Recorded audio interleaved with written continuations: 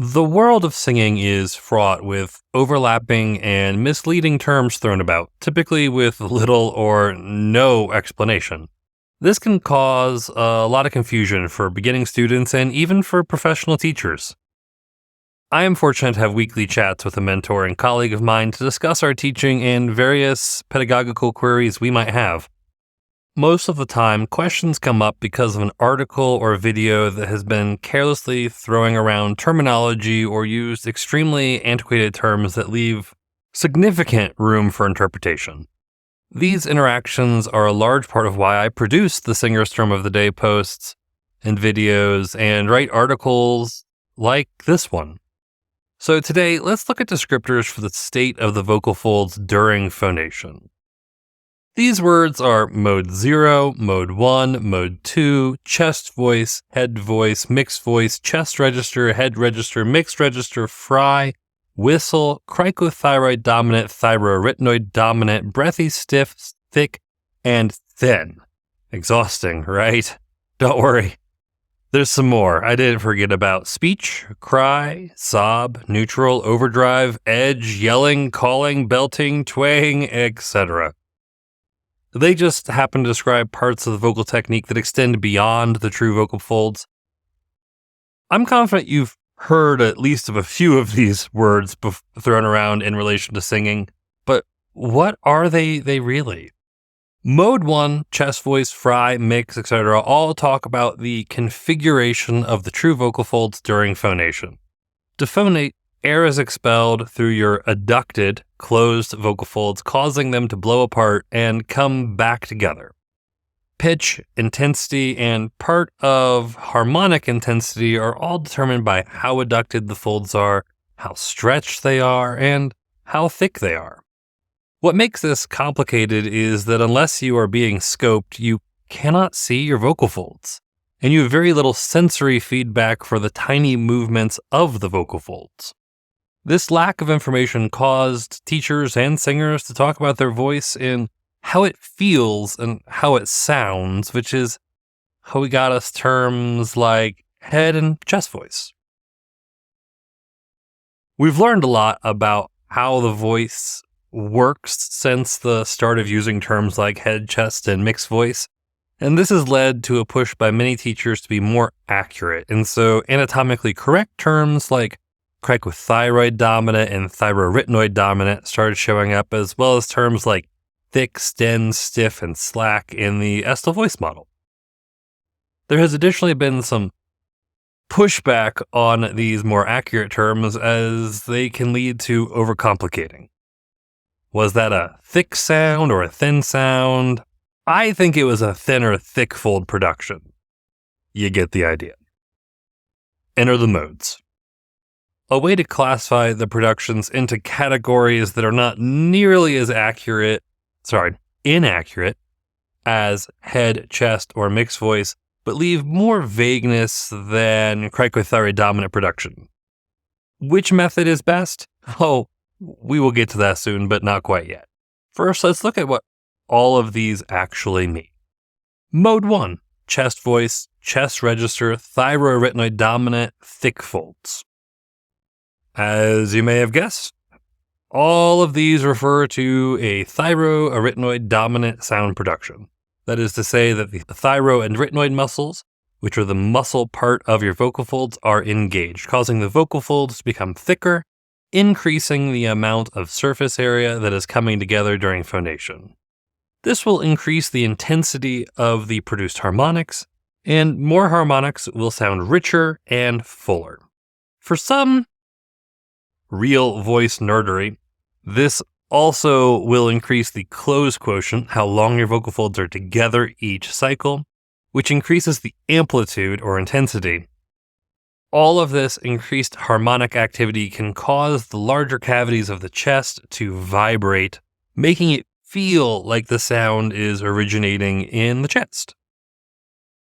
Mode 2, head voice, head register, cricothyroid dominant, thin folds, and possibly falsetto, but that's complicated. All of these refer to a cricothyroid dominant sound production in which the cricothyroid muscles pull the thyroid cartilage forward and down, stretching the vocal folds. That stretching thins the vocal folds, causing less surface area to come in contact during phonation. This stretching of the vocal folds is important for raising the pitch level.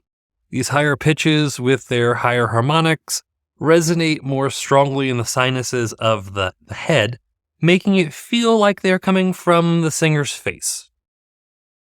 Like I mentioned, falsetto is complicated. Depending on who you're talking to, it might mean different things. It could be mode 2 or thin folds. It could also be a breathy phonation such as the Estel voice stiff folds, where there's a gap in the closure of the vocal folds called a posterior glottal chink. Or it could be some hybrid. Either way, they are probably talking about a higher and lighter style of phonation for male singers. Whistle is another modification in this category, typically referring to the highest of high notes for female singers due to the whistle-like characteristic that the tone takes on somewhere above C6. Mode 0, fry, or black folds. On the opposite end of the spectrum, these refer to an asymmetric vibration in the vocal folds when the folds are, well, slack. This can be used for color effects or to sing notes that are too low to be sung in mode 1. The lowest note ever sung was 0.189 hertz. That's less than one full cycle every 5 seconds, and it is using this technique. Mixed voice or mixed register. This one doesn't have a lot of names, but it is particularly problematic. The general idea is that mixed voice is some hybrid of chest and head voice. Biologically, there really isn't much here, or there could be a lot here. We have two muscles, the cricothyroid and the thyroarytenoid muscles, and they are constantly at odds with each other while you are singing. With this anatomical view, there is mode 1 or mode 2 and really no mode 1.5. From the other side of this, the only register that really exists is a mixed register because all phonation is some combination of these two muscles. So what? Okay, it's opinion time here. The question really is, does it matter what terms we use? And yes and no. On the surface, whatever term helps a student is the right term to use, and none of the terms I've been talking about are wrong. Where it starts to matter is that I've had the pleasure of working with a lot of teenage and young adult students that don't understand that pitch is created at the vocal folds and not in the chest or somewhere in their head when they come to my studio the first time. I've met singing teachers that don't know what the cricothyroid and thyroarytenoid muscles are or how they work, and to me, that is a problem. Here's a bit of a breakdown on where I land on each of these terms. Chest and head voice. I'm solidly not a fan of these terms being used as the primary terminology the singer hears. I think it's a great concept to bring to a student's attention to notice what they are feeling. But these terms get us too far from the reality that all pitch is created at the vocal folds, which is a fundamental building block for understanding the vocal instrument. Cricothyroid dominant and thyroarytenoid dominant vocal production. A+ for accuracy. And a D for usability. So on the simplest level, try saying either of those 5 times fast.